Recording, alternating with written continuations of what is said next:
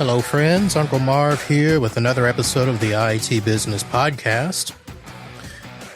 Today's show is basically going to be me answering questions, and let me establish what I mean by that. So, for about the last month or so, ever since I did the show with Paco, and we talked about the MSP Owners Group, I started that show off by talking about a couple of situations of me, the summer of Marv, and how I was dealing with some prospect opportunities and how the business was going.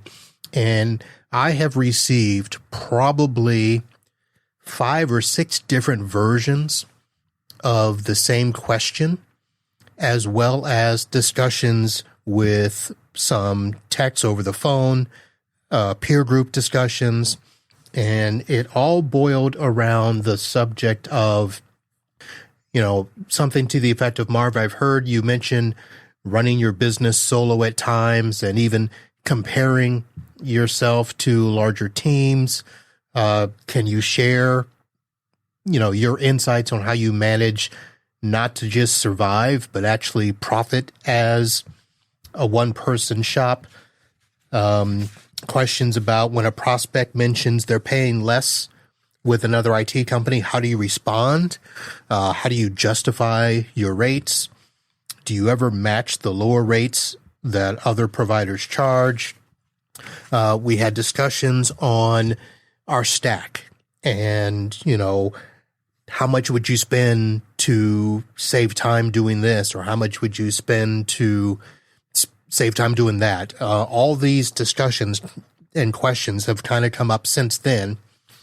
And I was thinking over the years, I've probably made several comments and several different attempts to answer that question. And I probably haven't ever done it in a full and comprehensive way. So I'm going to start to try to do that here.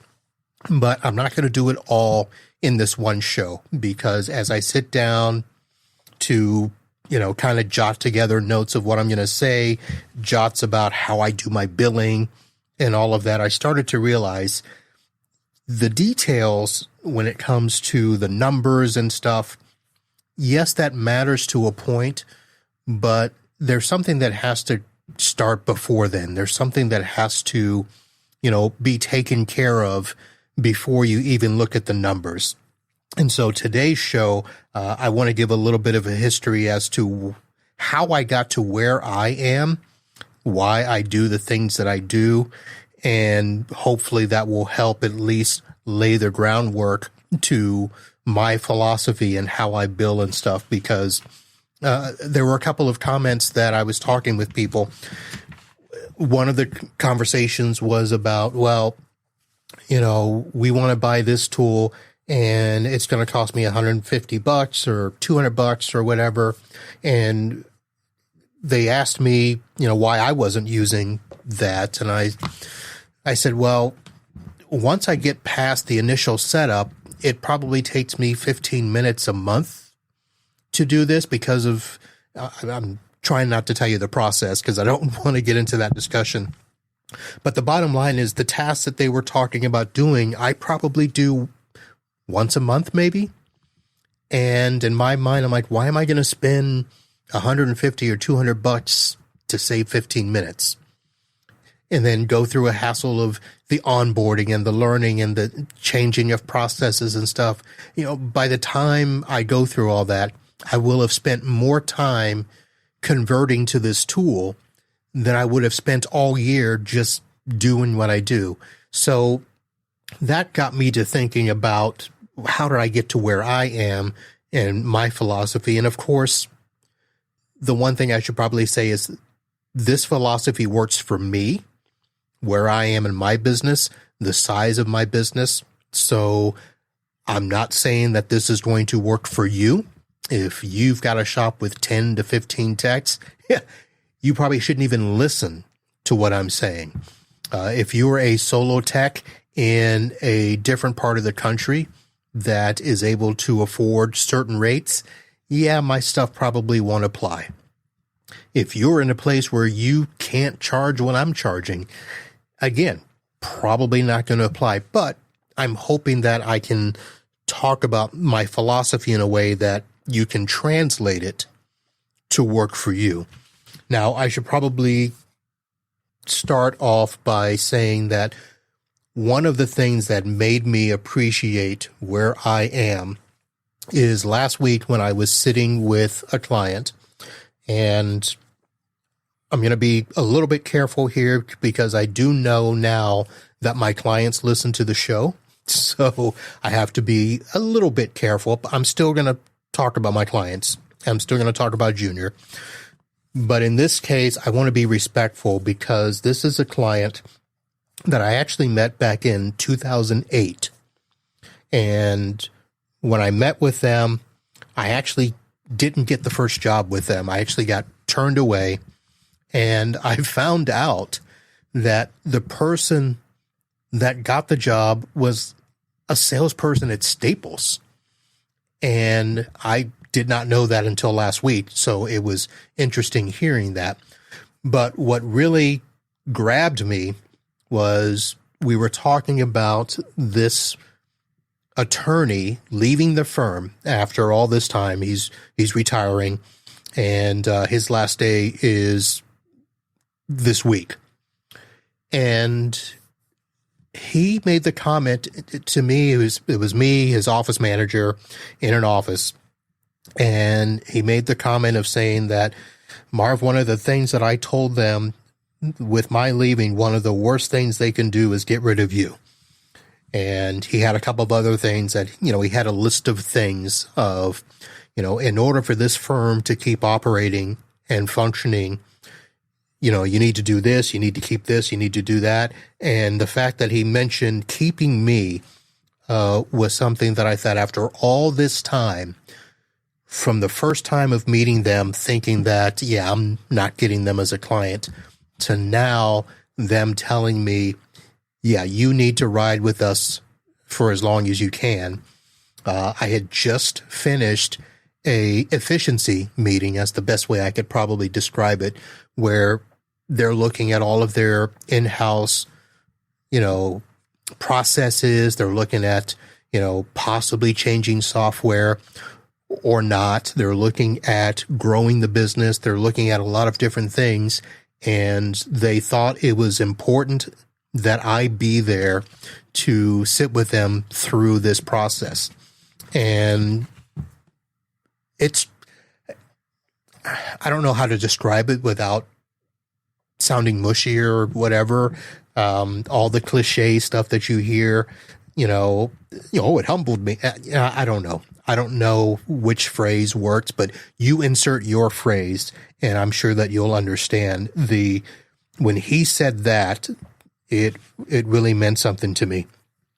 But it was weird going through that process, this journey with them since 2008. And I've mentioned that most of my clients have stayed with me for years.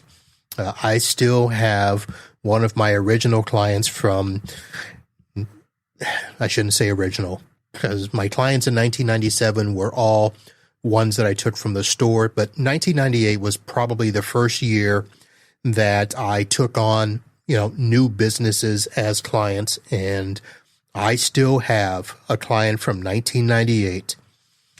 He's about to retire, but still with me. And anytime we have had a major discussion about stuff, he looks at me and says, Marv, what am I going to do? I trust you.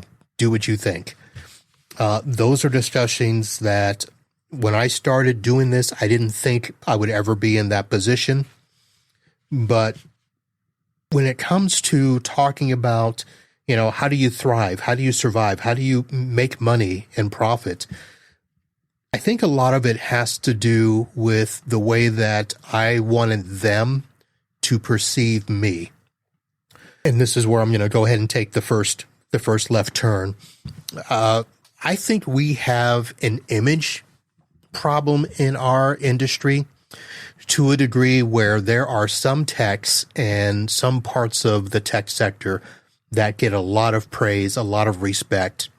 And then there are those of us that are in the service industry that are perceived as just another technician. You're just an IT guy or gal. You do the same things. My kid can do that. Or, IT is just a business expense. It doesn't make me money. And we struggle with that professionalism. We struggle with being respected by business owners who never have time to sit with us in a meeting. We're always being handed off to their office manager or to their HR person, or they have to go get, advice from the tech that works at another company that they respect. And it's almost as if we have to be validated by somebody else before they will accept what we do. And that was something where I didn't want to feel like that. And I know that a lot of it for me started with presenting myself as a business owner, talking to another business owner. And I don't want to get anybody upset here, but, establishing myself as a business, making myself an S Corp, registering my business license with my city and county, getting my state, resale license, getting insurance, all of those things to some degree helps legitimize me when I talk to business owners. And I even just had one the other day where they were talking to me about a previous tech and talking about, the way that they presented themselves. And, they were like, oh, this person probably doesn't have insurance. You have insurance, right? And I'm like, yeah. And they're like, oh, you do. And they were surprised in this day and age that a tech would have insurance. I think a lot of us, and again, I'm trying not to upset people here, but there are a lot of people that obviously don't need insurance. You don't have to have that, general liability, errors and omissions, cyber insurance, but a lot of us do. And we don't, I guess is the best way to describe it. We should have things that we don't. We don't want to register as a business. We don't want to look like a business. We don't want to act like a business, but then we want business owners to respect us. You can't have it both ways. Probably the one fault that I have in my argument is that, I've got this office here that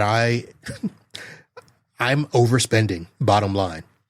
But I have always wanted to have a space separate from my home that when people needed to come see me, they saw me in an office and not in a home. That was something that was important to me. I think that started my philosophy on how I'm presenting myself to my clients. Now, granted, that probably didn't get me more jobs than if I had not done that. But the ones that I did get, I think it made a big difference. Now, the second part to that image issue that I think we have as an industry is something that there are groups in our industry that are really working to change that. We have groups that are trying to, standardize proper certifications. We have groups that are trying to make us more professional when it comes to standards and how, IT professionals and managed service providers are supposed to act and be. We've talked in this industry about best practices over the years, but yet there's not really a standard set of best practices. Best practices, a lot of times, basically comes down to which vendor says they're the best. Okay,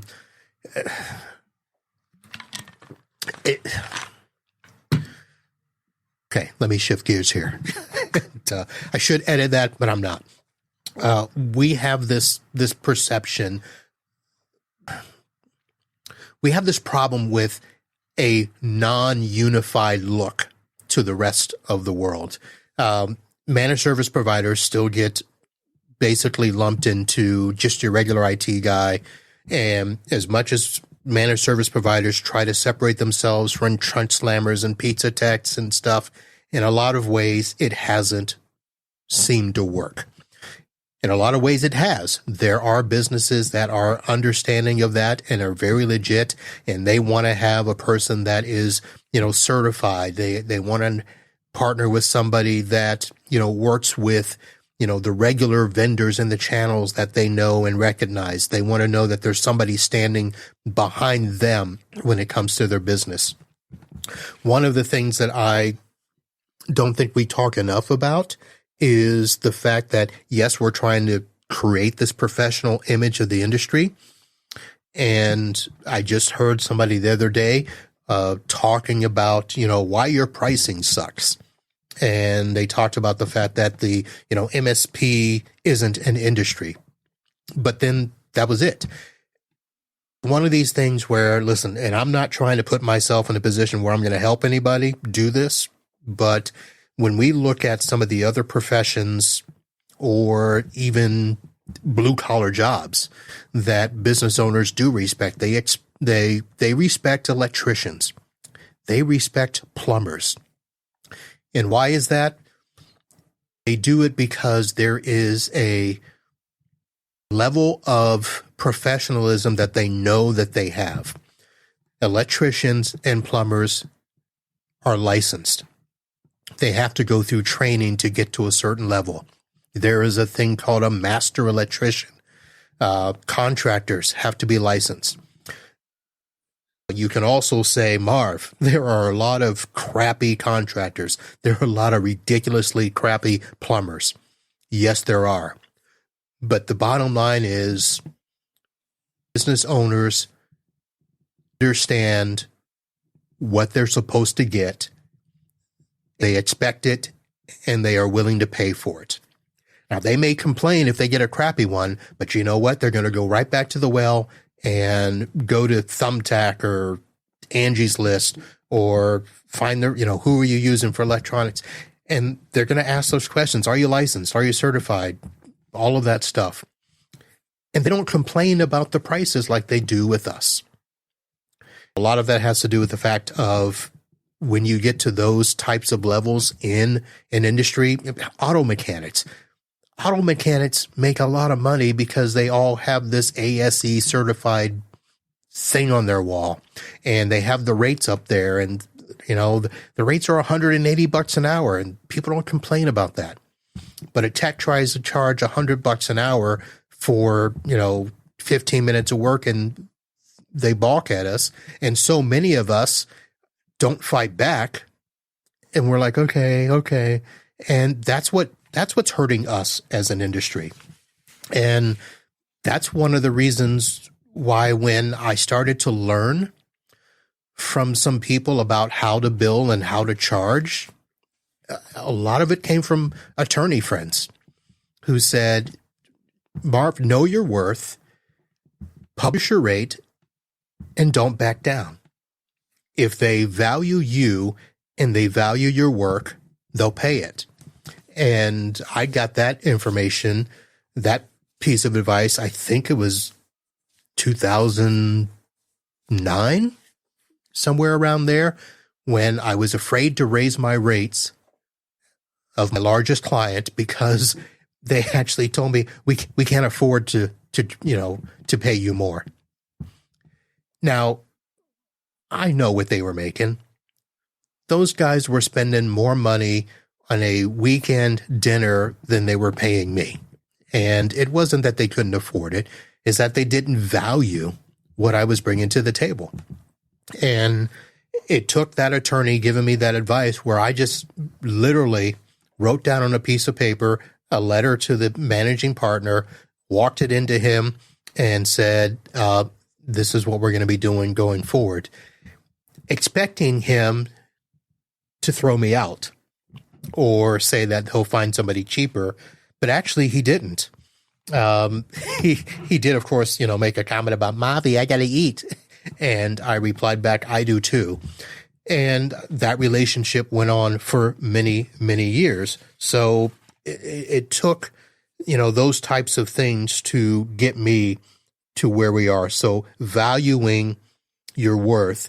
And now, granted, you have to know what others are charging in your area that are comparable to the work that you do. You just simply can't, raise your rate just because somebody down the street is, unless you're doing the same type of work. I got away with raising rates a lot of times because I had tools that other companies and other techs didn't have. I had the flutes and the net allies before a lot of people did here, and people understood that those tools cost a lot of money. Well, Marv must be doing something right if he can afford those tools. Having all of that stuff was a big part of it. The other part of that, where I mentioned that they only see IT as an expense and doesn't make them money, it took me flipping that phrase around to them to understand that. And I'm like, yeah, it does cost you money. It is a line item. You just don't like spending more than you want, but is saving you time. It saving you money. And it took a little time to understand, say that in a way that they understood. So the first time that I came across that situation was a law firm that they were running a peer network of about 40 workstations. And before I came along, they had a tech working with them part-time, and they were down almost every day. And this was a law firm with, I think it was 3 offices. None of them were connected. Yeah, it was 3 offices, but they weren't connected yet. And the main office here in Fort Lauderdale had about 40 stations to it in a peer-to-peer network. And the tech was supposed to be driving to Orlando to go visit that office, but yet, halfway to Orlando, he'd have to come back because something wasn't working in the main office. And when I got referred to this, I came in, evaluated their network, said they needed a server, and I don't know what happened because they never got a server. They called me back a few months later to bring me in, and they still hadn't got the server. And I said, well, you're down a day. How much is that costing you? And the attorney did the math, and I don't know how he did the math. I don't know how many people he had total in the firm, because in that office it was only 40, but between the 3 offices, it basically came down to $10,000 an hour that they would lose when they were down. And it was pretty much, maybe not an hour, but maybe a day, because everything would go down. And if it was before lunch, he'd have to send everybody to lunch. And then they come back, and if they still weren't up, they still had to wait. So it was probably 2 hours, that they were down. And he realized that was costing him $10,000. And I was like, so how often are you down? Several, a few days a week. So I said, a server costs less than that $10,000, and you'll be up the rest of the day. And that's how I was able to give him that perceived value, because it basically came down to, and I remember this calculation, I said, if it's costing you $10,000 a day to be down, that's $50,000 a week. And if you extrapolate that out, that's $2 million a year. And you don't want to spend $7,000.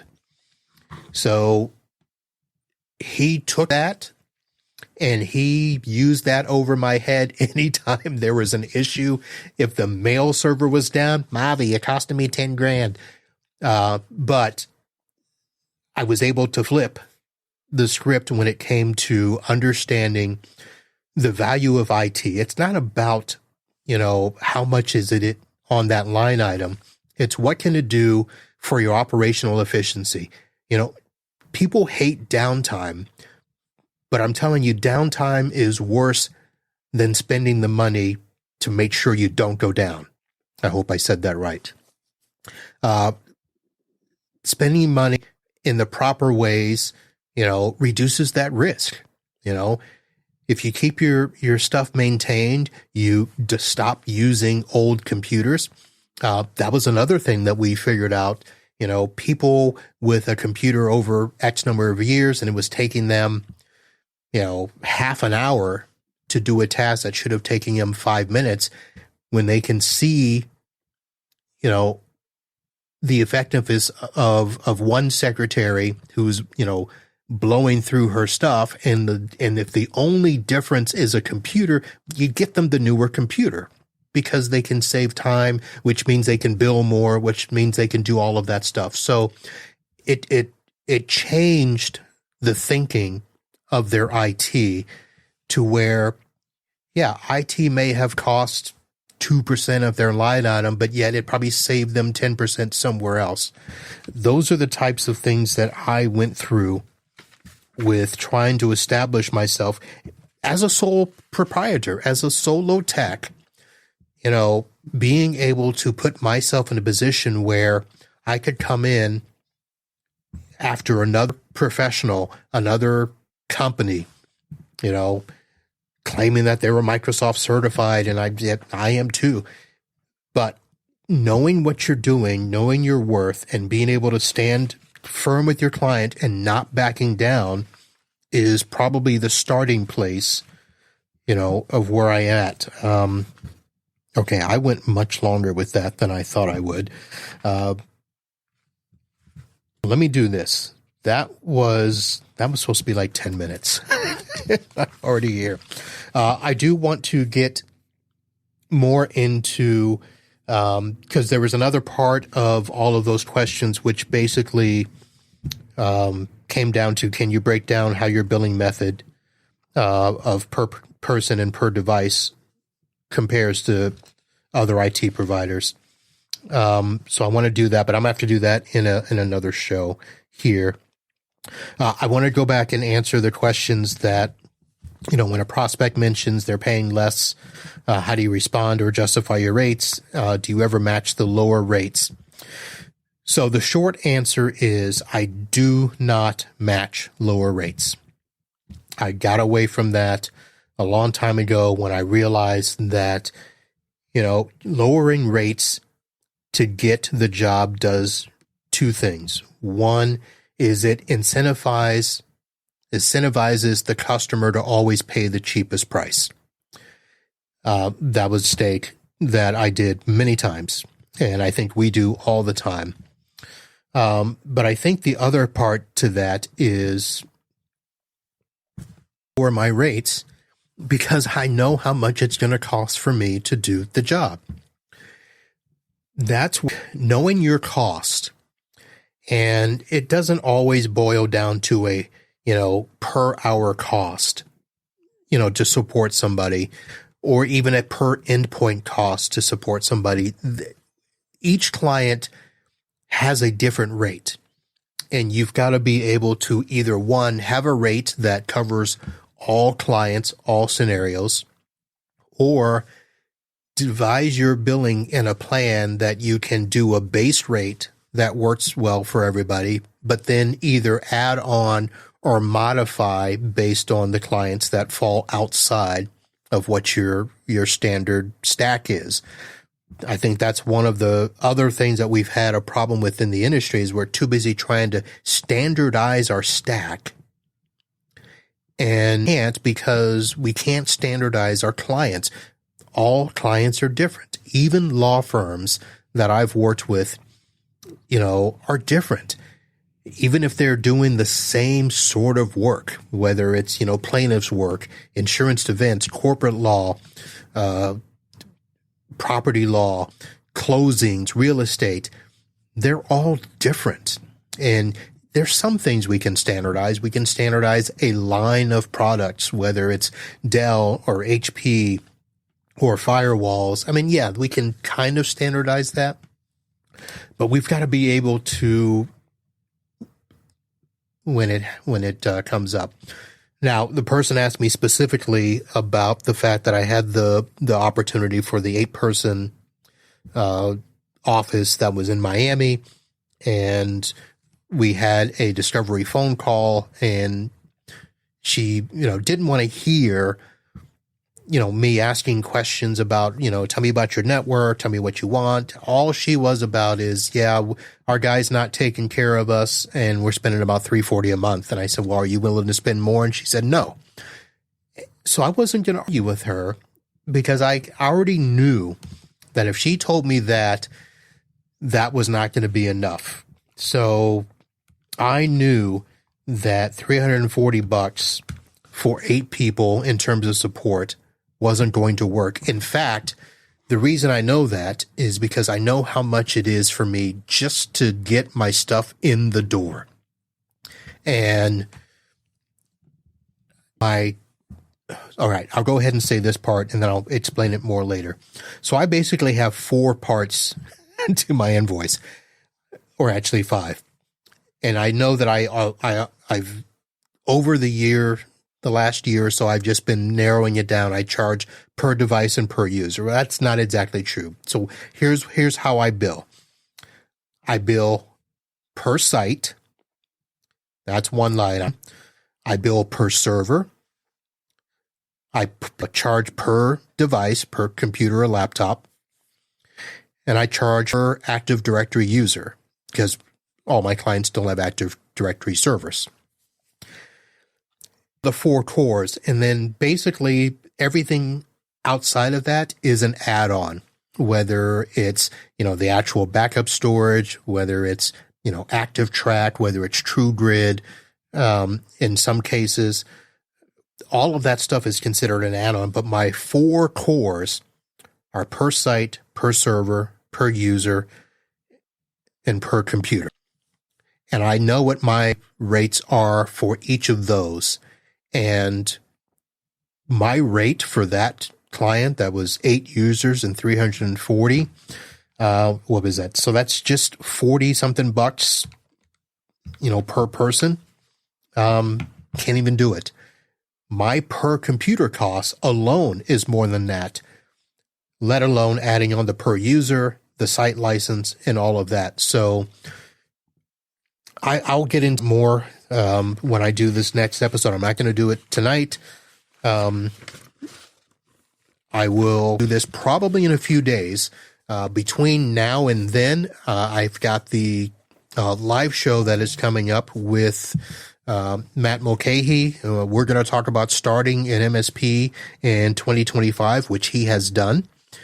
It's not from scratch. He's not a rookie at this, but he is starting an MSP in this year, which is, I think, a weird time to start it with all the things that we have going on in our industry, in AI and cybersecurity and all of that. So he and I are going to get into that. I will finish my thoughts on this and talk about my actual billing, breaking down this a little bit more and explaining to you how I got to my numbers and all of that. But sorry for rambling, but I wanted to answer this. This is probably the most questions that I've gotten out of one show in as long as I can remember, at least before the year of our COVID.